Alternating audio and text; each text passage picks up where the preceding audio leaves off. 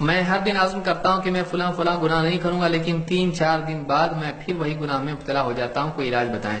یہ چیزیں جو میں نے بتائی ہیں یہی ان کا علاج ہے، جو تقویٰ کے سلسلے میں بتائی وہی اس کا علاج ہے۔ اس میں ایک دم بڑا علاج، اس میں سے اہم چیزیں کیا ہیں؟ ان میں اہم چیزیں، سب سے اہم چیزیں ہیں نماز کی پابندی، لیکن رسمی نماز نہیں۔ بعض لوگ کہتے ہیں کہ جب نماز روکتی ہے تو ہم کیوں نہیں رک رہے ہیں؟ اس لیے نہیں رک رہے ہیں کیونکہ آپ اپنی نماز پڑھ رہے ہیں، اللہ اور اس کے رسول کی بتائی ہوئی نماز نہیں پڑھ رہے ہیں۔ دیکھیے یاد رکھیں، جو نماز اللہ نے بتائی ہے قد افلح المؤمنون الذین هم فی صلاتهم خاشعون، اللہ نے یہ تھوڑی کہا کہ اٹھک بیٹھک کر لو، کوے کی طرح ٹھونگ لگا دو، ایسا پڑھو جو تم کو خود سمجھ میں نہیں آ رہا ہے کیا ہے، دھیان کہیں ہے اور تم کہیں ہو، ایسی نماز نہیں۔ ویسی نماز جو اللہ نے بتائی ہے، ویسی نماز جو رسول اللہ صلی اللہ علیہ وسلم نے سکھائی ہے، کہ آدمی کا پورا دھیان نماز میں ہو، وہ اللہ کے آگے اپنی بندگی کے عہد کو یاد کر رہا ہو کہ میں پابند ہوں اللہ کے حکموں کا، اور وہ جو پڑھ رہا ہو اللہ اکبر سبحان ربی العظیم سبحان ربی الاعلی اہدنا الصراط المستقیم، یہ اس کو معلوم ہو میں کیا پڑھ رہا ہوں، تب جا کر اس کے دل پر نماز اثر کرے گی۔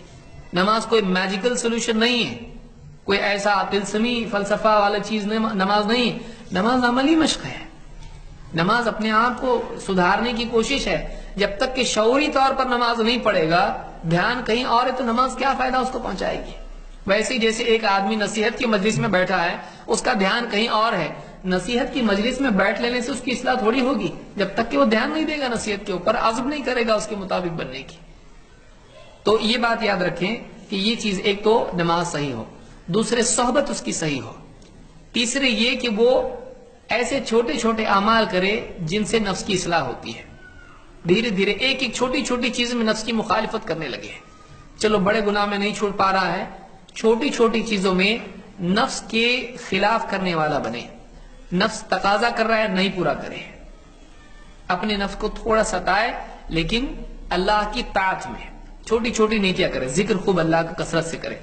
ذکر کی کثرت بھی آدمی کے دل کو صاف کرتی ہے۔ آدمی ذکر بھی کر رہا ہو اور کسی عورت کو بھی دیکھ رہا ہو، ایسا ہوگا نہیں ہوگا، مشکل، اس کو ذکر چھوڑ کے کرنا پڑے گا۔